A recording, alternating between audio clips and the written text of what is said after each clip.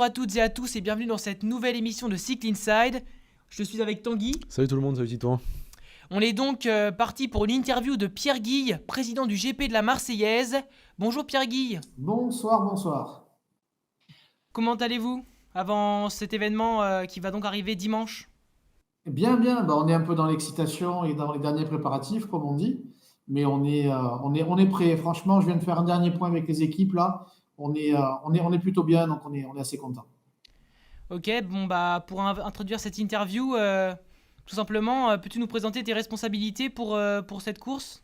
La première course française en plus du calendrier cycliste? Première course européenne parce qu'on se dispute le pompon avec nos amis espagnols. Mais oui, on est la manche de rentrée du calendrier européen de l'UCI.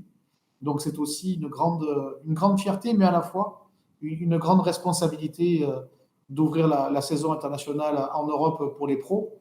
Et j'en veux pour preuve tous les radars qui sont braqués sur nous du monde entier et les messages qu'on reçoit, ou sinon de félicitations ou d'encouragement, comme ceux de Christian Prudhomme, qui est toujours très, très, très sympa avec nous. C'est le coup d'envoi, vous l'avez dit. C'est aussi le coup d'envoi de la Coupe de France, puisque c'est aussi la première manche de la Coupe de France. Donc, à l'issue du Grand Prix cycliste de Marseille, la Marseillaise, on saura qui est le leader de la Coupe de France et qui sera fin prêt pour ce début de saison. Et donc si on fait un petit flashback, ça se passe comment l'organisation? À combien de temps vous commencez déjà à penser à l'édition suivante? Par rapport au parcours. C'est d'année en année. C'est d'année en année, effectivement, c'est à peu près un an, mais on va dire qu'on commence à rentrer vraiment dans le dur à partir de début septembre. On envoie bien évidemment toutes nos autorisations, tous les documents à partir du mois de mars-avril, mais c'est à partir de septembre. Je rappelle que nous sommes toujours le dernier dimanche de janvier. Cette date, elle est exceptionnelle, on y tient absolument. Et on commence vraiment à rentrer dans le dur du boulot, des réunions en préfecture avec la gendarmerie à partir de septembre, mais notamment les budgets, vous le savez, les budgets se décident bien en amont. Donc le travail, en fait, il est d'une année sur l'autre. Et on remet le tablier chaque année juste après le Grand Prix. Et justement, donc le Grand Prix passe par quand même des côtes régulières et surtout historiques un peu du Grand Prix. Vous les sélectionnez toujours dans cette optique j'imagine pour le spectacle, avec quand même un niveau de difficulté assez élevé pour le début de la saison. Oui, on a une chance folle sur notre territoire, dans la région marseillaise. Ouais, c'est qu'on est à la fois au bord de la mer, mais aussi très proche de collines ou de petites montagnes qui nous permettent d'avoir à la fois un terrain de jeu pour les cyclistes exceptionnel, mais surtout des points de vue à la télé magnifiques. Aujourd'hui, mais on y reviendra après, le Grand Prix est diffusé dans 59 pays. Et c'est vrai que, je vais en citer 2 ou 3, mais le col de l'Espigoulier, qui est le plus haut sommet de Provence, un des plus hauts sommets de Provence, à un peu plus de 700 mètres. La route des Crêtes, la fameuse route des Crêtes entre La Ciotat et Cassis, qui est magnifique, avec le plus haut cap d'Europe. Et la Gineste pour la descente après sur Marseille. Tous ces points de vue ont tous la mer en face. C'est vrai que c'est magique d'être en montagne et d'avoir la mer juste en face de soi. Les difficultés sont réelles et il y en aura une cette année. Je dévoile un petit peu en avant-première, même si je l'ai déjà dévoilé lors de la conférence de presse, qui a été d'ailleurs décidée et discutée avec, vous le connaissez tous, Maxime Bouet, l'ancien leader d'Arkean Sazik, qui aujourd'hui nous donne un coup de main sur le Grand Prix. C'est la route des Crêtes à l'envers, c'est-à-dire qu'on va monter la route des Crêtes par La Ciotat, ensuite on redescend sur Cassis, et après on arrivera à la Gineste pour l'arrivée sur Marseille, et un sprint qui s'annonce décisif. Ça sera une des belles difficultés et peut-être même le juge de paix de cette édition, avec une arrivée dont je rappelle qu'elle est la plus longue au monde, avec un sprint, si un sprint, bien sûr, c'est pas obligatoire, de 2 km. 2 km de sprint, ça n'existe pas dans le peloton mondial. On part de l'obélisque de Mazargues, pour ceux qui connaissent Marseille, c'est un endroit important de Marseille, et on arrive devant le stade Vélodrome de l'Olympique de Marseille au sprint, et là c'est absolument magique. Oui, parce que l'année dernière c'était Valentin Ferron, je crois, qui avait fini deuxième justement de l'édition, parce que c'était Nason Powless qui avait été gagné en solitaire, justement, donc qui avait fait la différence avant. Donc là cette année justement, je ne sais pas si vous avez déjà quelques petits favoris ou des insiders pour dire sur les états de forme de certains coureurs, étant donné que c'est le début de saison, c'est un peu plus compliqué de savoir, j'imagine. J'ai une ligne de conduite. Je ne donne jamais mon favori, parce que je me trompe toujours. Mais ce qui est important, c'est de dire quand même que Nelson, qui est un garçon d'un plus Oui, délicieux, on a eu vraiment droit à un vainqueur, mais exceptionnel. Il faut savoir qu'il gagne Bessèges. oui, c'est Il gagne ça. Bessèges derrière nous et qui est humainement un type remarquable. Ça faisait plus de 25 ans, 24 ans, qu'on n'avait pas eu une arrivée en solitaire à Marseille. Le dernier, c'était Richard Virenque, Ok. qui avait gagné en solitaire avec beaucoup de minutes d'avance. Je pense qu'il avait eu le temps de s'arrêter au café, boire une bière, de faire un baby-foot et d'attendre le deuxième. Mais là, Nelson nous a fait vraiment l'année dernière une très belle victoire. Après, bon, sur les grands noms, j'ai la liste des engagés sous les yeux. Je ne vous donnerai pas mon pronostic, mais après, de manière personnelle, et même si c'est plus celui qu'on a connu à l'époque, je suis très très heureux d'avoir Matteo Trentin au départ du Grand Prix parce que c'était un immense champion. Il y en a d'autres, je ne vais pas les citer. Mais bon, moi je mettrais bien une pièce sur un jeune cette année. Voilà, je ne sais pas pourquoi, je place à la jeunesse. J'ai envie de voir un jeune gagner à Marseille. Ouais. Et ça aurait pu être. Donc là, il y a quand même 5 équipes pour le tour, c'est quand même à noter. Mais comment vous vous sentez par rapport à ça? Parce que l'année dernière, il y en avait quelques-unes de plus. Est-ce que il y a vraiment une différence quand il y a quelques équipes pour le tour en moins? Alors oui, alors il faut savoir pourquoi on se bat comme ça. C'est parce qu'en fait, on est concurrencé aujourd'hui par des pays qui souhaitent que le vélo arrive chez eux. Je pense au Qatar, je pense à d'autres pays qui ont des moyens que nous n'avons pas. Et nous, on se bat avec les organisateurs de manifestations, et notamment celles du Sud-Est. Donc je rappelle que dans l'ordre, il y a le Grand Prix de Marseille, la Marseillaise, ensuite il y a l'Étoile de Bessèges, ensuite il y a le Tour de la Provence qui revient cette année, et je suis très content qu'ils soient revenus parce que c'est important de les avoir avec nous.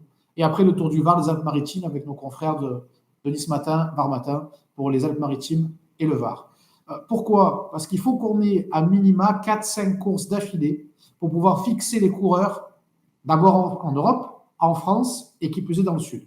Et si on veut se battre à armes inégales avec des pays, notamment le Qatar, il faut qu'on ait un plateau et il faut qu'on ait des propositions intéressantes.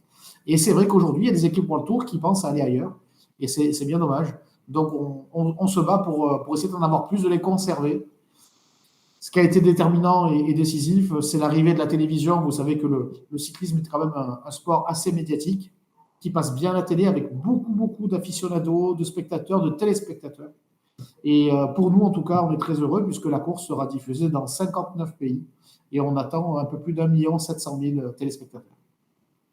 Et justement, se battre pour avoir un calendrier intéressant pour rester en France pendant quelques semaines, c'est quand même assez dingue parce que dans cette région du Sud, dans votre région, c'est des journaux qui tiennent ces courses-là. Alors que, par exemple, nous, si on prenait notre exemple, dans le Grand Ouest, ce sont simplement des organisations qui sont extérieures. Là, c'est quand même, il y a la Marseillaise, le journal de Marseille qui tient votre course, le Grand Prix. Le Tour de la Provence, c'est aussi le journal de la Provence. Et comme vous avez pu le dire aussi, Nice Matin pour le Tour des Alpes-Maritimes. Comment ça se fait ce soit des journaux qui tiennent ces courses-là? Juste historique? C'est historique, voilà, c'est historique chez nous. Alors, nous, on existe depuis 46 ans. Le Tour de la Provence, il a 8 ans. Et le Tour des Alpes-Maritimes, il est entre les deux. Il doit avoir une vingtaine, une trentaine d'années. Mais nous, en fait, on est arrivé. À la base, on est une extension de l'Étoile de Bessèges. Euh, 46 ans, mais ça ne s'appelait pas encore comme ça. Et puis, il y a une trentaine d'années, l'Étoile de Bessèges a décidé, c'est Roland Fangil, son créateur, qui nous a malheureusement quittés depuis et dont on salue toujours la mémoire, qui nous a offert une de ces journées. Et qui nous a permis de créer le Grand Prix cycliste de manière complètement autonome avec l'Étoile de Bessèges. Mais c'est historique, effectivement, chez nous, ce sont les quotidiens et c'est les journaux qui soit étaient partenaires et sont devenus propriétaires des événements, soit les ont créés, mais bien souvent via une association comme nous, l'association éducation, sport, culture, spectacle.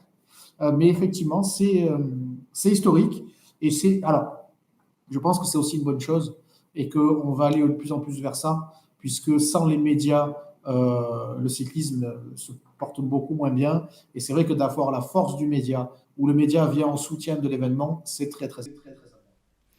Justement, en parlant justement de sponsoring, on sait que dans le vélo, c'est compliqué en ce moment de récupérer des sponsors. Est-ce que justement cette association-là réussit, bon là avec l'avantage d'avoir la télévision, donc France 3 qui diffuse, même je sais l'équipe TV qui est pas mal sur le vélo aussi, est-ce que c'est vraiment une difficulté pour les assos de course, justement de récupérer des financements extérieurs de partenaires?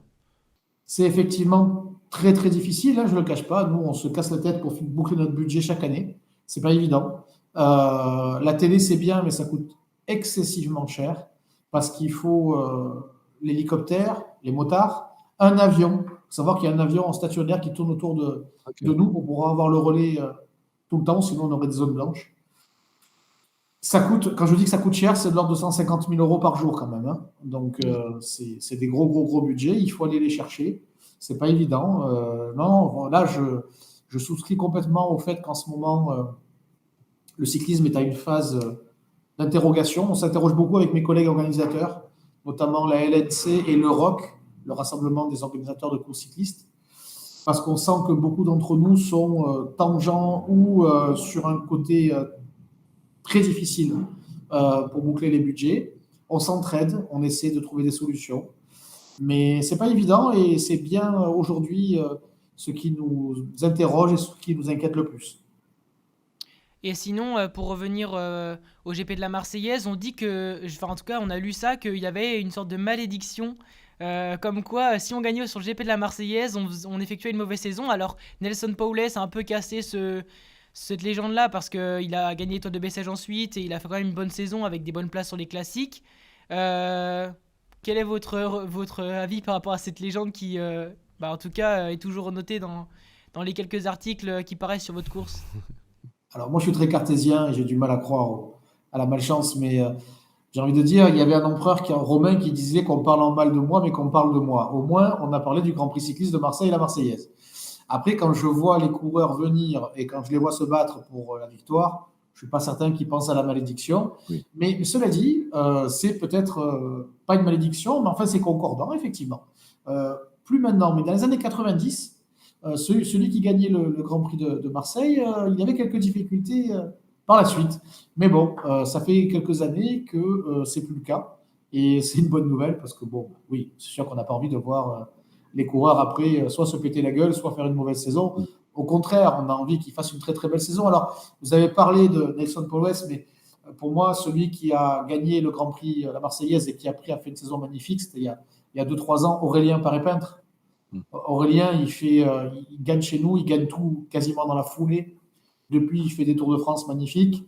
Il est pour moi aujourd'hui dans le top 3-4 des coureurs français, peut-être top 10 européen et peut-être même mondial. Aurélien, en plus, c'est un garçon délicieux, c'est une famille de cyclistes, on les connaît tous, le papa, le frère, tout le monde est dans le vélo. Aurélien, pour moi, je dirais, c'est le pendant de la malédiction. Et c'est celui qui, justement, vous a fait mentir et puis a montré qu'on pouvait gagner le Grand Prix de Marseille et d'ailleurs faire à la fois une saison, mais aussi 2 ou 3 ans magnifiques. En plus, si j'ai bien vu sur la start list, mais il fait partie de l'équipe justement Decathlon G2R la mondiale, je crois, cette année. Donc il va essayer de chercher sa seconde victoire, j'imagine, sur la course. Intéressant, intéressant à voir. Je sais pas si tu as une autre question justement, Oui, Titouan. bah autrement, généralement il fait grand soleil quand il y a la course de Marseille. Autrement, à part la météo, qu'est-ce qu'on peut vous souhaiter pour cette course, pour dimanche? Alors Jean-Claude Godin disait il pleut jamais à Marseille. Alors, c'est pas vrai, il pleut parfois, beaucoup moins que chez vous. Mais pour l'instant, effectivement, la météo est très bonne. Si je vous dis qu'il a fait 20 degrés aujourd'hui chez nous, vous n'allez pas me croire. Et pourtant, il a fait 20 degrés. On était à 0,1 degré du record de Ah chaleur. oui. Ça, c'est pas une bonne indication, malheureusement. Mm. Mais oui, non, non, il va faire beau dimanche. Alors, moi, ce que je peux espérer, c'est tout con, mais c'est la sécurité. Sécurité des coureurs, sécurité des spectateurs. C'est quelque chose qui m'obsède parce que je revivrais très mal qu'un coureur se blesse sur notre course. Je suis toujours très peur des chutes. Donc, on fait très, très attention. Il faut savoir que nous empruntons la route des Crêtes. Je ne sais pas si vous en avez entendu parler, mais allez voir sur Internet. C'est certainement un des plus beaux points de vue en France. C'est une ascension d'un col, enfin, non, pas d'un pic, en fait, qui domine la mer sur la baie de Cassis. Sauf que nous ne pourrons pas non plus empêcher les gens d'aller le visiter ce jour-là. Donc, même si on a une bulle, on a 159 gendarmes qui sécurisent la course, dont une trentaine de motos. On ne peut pas empêcher les gens d'aller se balader un dimanche. Et moi, ce qui me fait toujours peur, et c'est aussi pour ça qu'on a redoublé d'efforts, on est 750 à bosser sur le Grand Prix pour une seule journée. 750 personnes pour une journée. C'est tout ce qui est sécurité des coureurs, voitures isolées et signaleurs, parce que c'est mon obsession, encore une fois, la sécurité des coureurs. Bon bah merci Pierre, c'était un plaisir de vous recevoir dans notre émission. Et on espère que tout va bien se passer. Nous, on va suivre attentivement la course à la télévision. Et à très vite. Ben, merci à vous. Bonne route.